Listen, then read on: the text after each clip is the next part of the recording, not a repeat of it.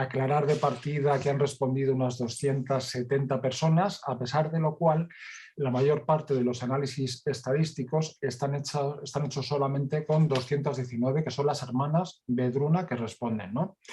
Y además la base de datos de la muestra está ponderada de tal modo que refleje también la distribución por provincias y delegación de Filipinas real en la congregación.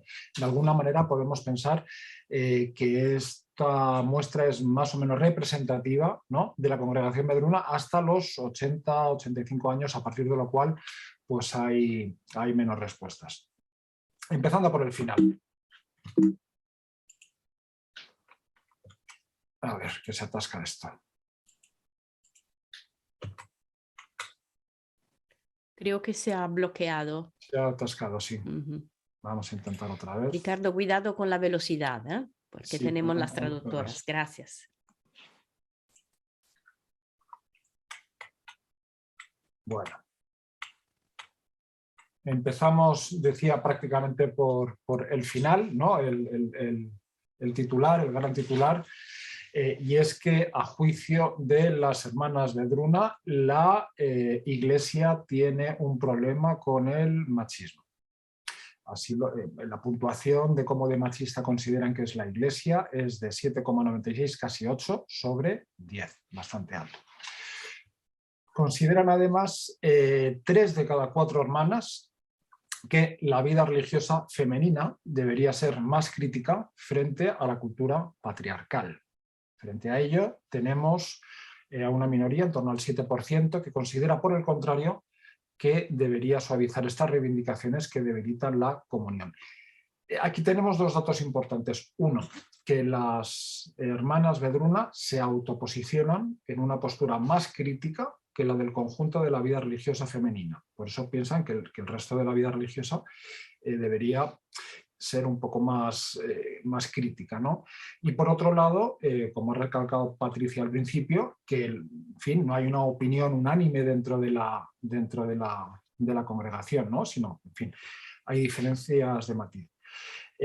Tenemos por un lado pues prácticamente 8 de cada 10 que piensa que la cultura machista distorsiona el mensaje evangélico y aleja a muchas personas de la Iglesia, mientras que hay una minoría de en torno al 10% que considera que la nítida distinción de los roles de género dentro de la Iglesia aporta seguridad doctrinal frente a las modas e ideologías de cada época, ¿no? Aquí podríamos tener una resonancia de las llamadas ideologías de género, ¿no?, que se hace mucho hincapié en ellas pues, dentro del discurso que parte desde la Iglesia, mientras que es verdad que pues, esa mayoría, prácticamente pues, 8 de cada 10, lo que básicamente nos está diciendo es que la gran ideología de género, ¿no?, es el patriarcado, es decir, por resumirlo, ¿no?, pues según el consenso mayoritario pues dentro de la teoría feminista, ¿no?, patriarcado pues sería aquella ideología que básicamente lo que sostiene es que ser varón es más importante que ser mujer, o incluso que lo universal, lo canónico es lo masculino, mientras que lo femenino es como una excepción, ¿no? Por eso se habla de genio femenino, pero no se habla de genio masculino, o se habla de teología de la mujer, pero no se habla de teología del varón, porque sería teología de lo humano, ¿no?, que es lo universal. Bueno, tenemos en todo caso pues que esa división, ¿no?, entre 2 bloques, uno claramente mayoritario y más crítico, frente a otro 10% que por lo general pues piensa de manera distinta, ¿no? Se ha vuelto a bloquear aquí. Sí, vemos que el problema del machismo para la mayoría de las respuestas, esto una vez realizado pues un análisis cualitativo de las respuestas abiertas, ¿no?, el problema grande se sitúa, a juicio de las hermanas Vedruna, en el contexto de la parroquia. Hay casos, excepciones de respuestas que apuntan a los obispos y a las diócesis, pero en general el foco de problema se sitúa en la parroquia, ¿no? Vemos frases del tipo, ¿no?, he subrayado las que me han parecido un poco más significativas. Somos la mano de obra idónea y cualificada, pero no valorada. Se nos trata como a menores de edad.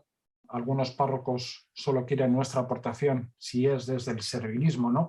Aquí también se reflejaría un poco pues toda esa investigación, ¿no? Feminista, ¿no? Que parte de Irwin Connell, que tiene que ver con esa teoría del orden de género, donde a una masculinidad dominante, ¿no? Se contrapone también una feminidad llamada subrayada o recalcada, ¿no? Es esa feminidad que en las más jóvenes se traduce pues, en una cierta hipersexualización, ¿no? de la mujer joven, mientras que en las de mayor edad pues, se asocia más a rasgos de maternidad, servicialidad, de cuestiones de ese estilo, ¿no? Es, digamos, el rol que se le quiere asignar a la mujer. Es verdad que con el matiz importante, que bueno, no hace a cuenta ahora entrar en ello, de que a partir de justamente de esas características supuestamente femeninas de los cuidados, el feminismo pues, ha elaborado toda esta ética de los cuidados, que es una de las grandes aportaciones recientes, ¿no? de estas corrientes de pensamiento, ¿no? En todo caso, sí que se percibe como gran crítica pues, esa infantilización, ¿no? Por ejemplo, aquí hay una hermana que cuenta que cuando hablan en un contexto de parroquia, un grupo de personas, mujeres, hombres, cada vez que habla una mujer parece que después tiene que salir un hombre a traducir lo que ha querido decir, ¿no? Como que ella sola no se puede hacer entender. Bueno, pues ese tipo de situaciones pues son las que generan en la parroquia mayor malestar. Vamos a ver, se nos para esto otra vez. Perdón, vuelvo a compartir, a ver si no... Si veíamos que la percepción no es homogénea en la familia Vedruna, ¿no?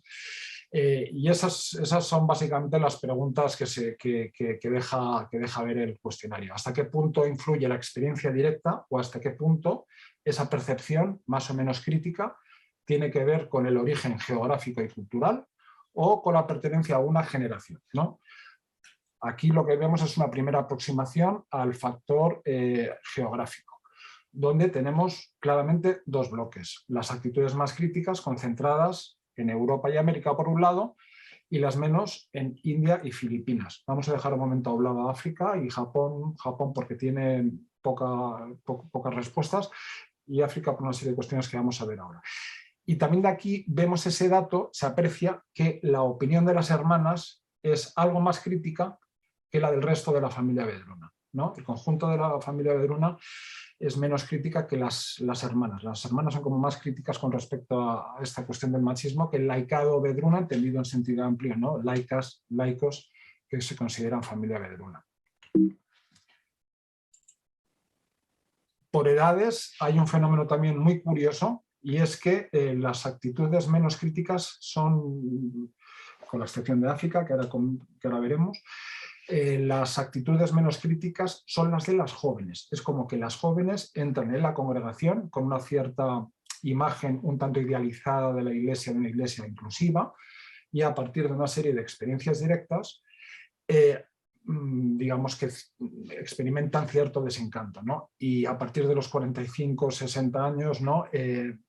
Se manifiestan actitudes más críticas que posteriormente las hermanas de mayor edad pues ya se van reduciendo, ¿no?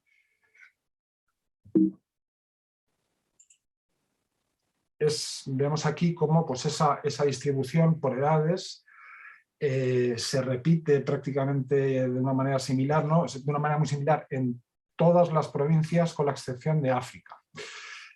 Como que en África lo que nos muestran estos datos es que hay una generación de hermanas jóvenes que están socializadas ya en otras claves, ¿no? Más similares a las de Europa o las de América. Es decir, aquí sí que en el caso de África hay un gran salto generacional entre las más jóvenes y las hermanas de mayor edad. En el resto, pues vemos eso, ¿no? De esa actitud menos crítica de las jóvenes se pasa a una cierta ¿no? Debido pues, a esa experiencia de haber experimentado esas actitudes de discriminación que veíamos antes, eso se traduce en actitudes más críticas que ya más o menos se van manteniendo.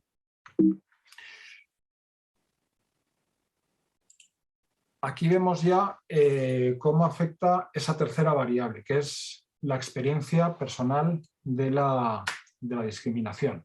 En qué medida es más fuerte o se puede disociar esas vivencias personales del contexto cultural en el que se vive o de la generación a la que se pertenece, ¿no?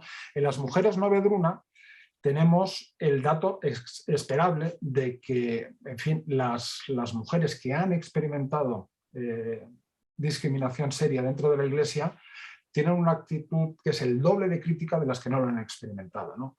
Parece que esto sería lo normal, lo lógico y lo esperable.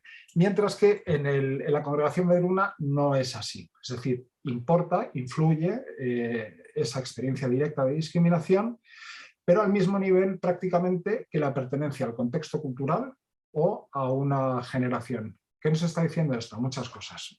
Por ejemplo, en la India vemos que sí que es parecido, o sea, sí que hay un gran salto entre las que no han experimentado discriminación, que valoran el machismo en la Iglesia muy bajo, en 2,79, frente a las que sí lo han experimentado, que es 3,45. Pero, salto un momentito de tabla, pero resulta que la India es una pequeña minoría la que afirma haber experimentado esa discriminación, mientras que en América sucede lo contrario. En Vedruna América, 84,2% de las hermanas dice haber experimentado de algún modo u otro pues esta discriminación por motivos sexistas dentro de la Iglesia, ¿no?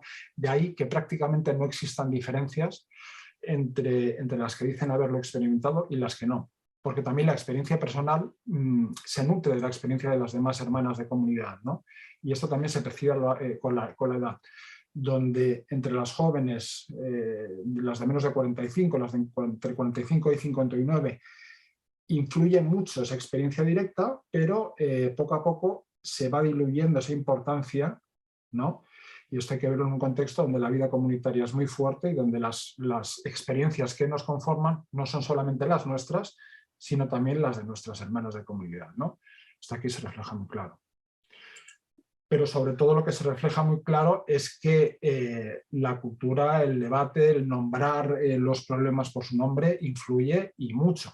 No es creíble, por ejemplo, pensar que los casos de discriminación en América pues son 4 veces más frecuentes que en Filipinas. O no es creíble tampoco pensar que prácticamente hay el doble de casos de discriminación sexista en Europa que en África, o que las hermanas de más de 70 años han sufrido menos discriminación en carne propia que las que tienen 45 o 50 años. No.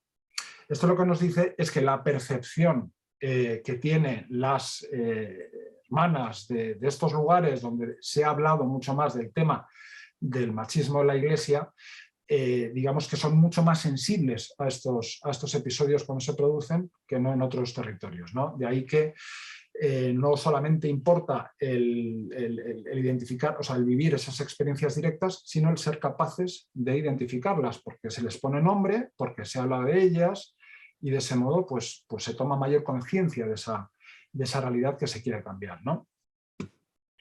La principal causa, como veíamos, es el clericalismo, ¿no? La parroquia como gran centro de problemas en lo que se refiere a la discriminación de la mujer. Esto es así prácticamente en todas las provincias, compitiendo con el machismo en el entorno social. Es llamativo como en América Latina, donde desde hace décadas ha habido ese debate intraeclesial, ¿no?, sobre el papel del laicado, los nuevos ministerios laicales, las comunidades eclesiales de base. Es un poco más débil la crítica hacia el clericalismo que en Europa. Y sin embargo en Europa, donde ha habido en cambio un debate fuerte sobre el machismo en la sociedad, la igualdad de la mujer en la sociedad y demás, la crítica al machismo en el entorno social es más reducido que en Vedruna América. Y las causas, las soluciones, también es muy llamativo, ¿no? Ese doble bloque de, por un lado, que se quiere una mayor educación en la igualdad dentro de la Iglesia, lo que también nos está diciendo que es importante no solamente el poder, sino cómo se ejerce. Y, por otro lado, nos está diciendo también que hacen falta más mujeres en puestos de responsabilidad dentro de la Iglesia. Es muy importante que aparezcan estos dos focos destacados, porque han sido muy constantes, ¿no?, en diversos tipos de investigaciones recientes sobre empoderamiento de minorías, ¿no? Por ejemplo, un caso de 2014 muy comentado, el experimento de Paul Piff, donde tiene a 200 personas jugando al Monopoly por parejas, una contra una, y siempre a una de ellas se le permite tirar 2 veces los dados, la otra solamente uno, y se le da el doble de dinero cada vez que pasa por caja, ¿no? Lo que muestra ese experimento es que poco a poco las personas que tienen mayor poder se van, digamos, envileciendo, van tratando con menor empatía a la otra persona, y luego al término de la partida, 15 minutos después, se las entrevista y todas ellas, sin excepción, apuntan como clave de su éxito no a los privilegios que han tenido, sino al acierto de sus estrategias personales, ¿no? Y esto es una clave en el empoderamiento de minorías, en este caso de la mujer, ¿no?, que también está muy resaltado pues siempre en la literatura feminista, ¿no?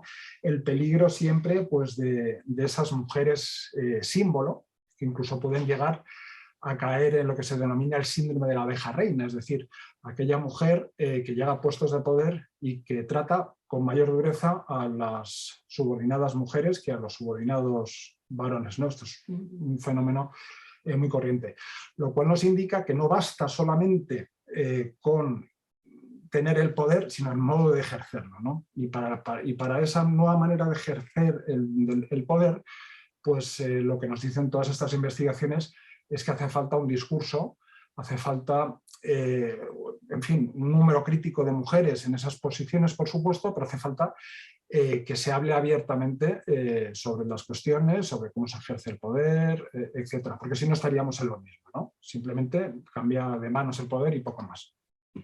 Y vamos llegando ya así a las conclusiones finales sobre cómo se percibe el actual pontificado y las medidas que se están llevando a cabo en esta dirección hacia vamos a decir por ahora, la igualdad. Y en general, pues por lo que vemos, la acogida es favorable dentro de las hermanas Vedruna, pero tampoco entusiasta. Tenemos un 54,2% que considera satisfactorio, muy satisfactorio los avances, pero un 13% cree que son insuficientes. Otro porcentaje importante está a la espera, ¿no?, de ver un poco qué ocurre, es lo que da a entender. Lo que sí, en todo caso, se puede concluir es que pues, esas grandes líneas, ¿no?, que está marcando el pontificado de poner el foco en cuestiones como el clericalismo, ¿no?, o dejar de vincular los ministerios de gobierno al sacerdocio, ¿no?, pues que los ministerios de gobierno no los tiene por qué ejercer necesariamente el sacerdote, ¿no?, que ese tipo de aspectos son los que están recibiendo una mayor valoración y por lo tanto, pues tal como se planteó pues, en aquel debate que se celebró durante el CGA, que habló antes María Inés, sí que hay un estrecho vínculo, ¿no?, así es percibido por la mayoría de las hermanas Vedruna, entre esos avances hacia la igualdad de la mujer entre hombres y mujeres y la sinodalidad, es decir, son como dos caras de la misma manera, ¿no? Y yo creo que con esa conclusión grande pues nos podemos quedar. Gracias.